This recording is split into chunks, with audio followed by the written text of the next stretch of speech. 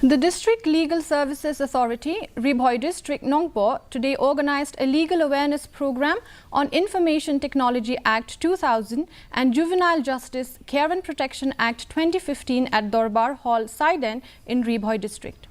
Addressing the gathering, Judicial Magistrate of Bhoi District, Srimati I.M. Myrom, shed light on the new offences that are being committed by using technology or any other offences, adding that if the perpetrator is below the age of 18, he or she will not be treated as adult but as child in conflict with the law.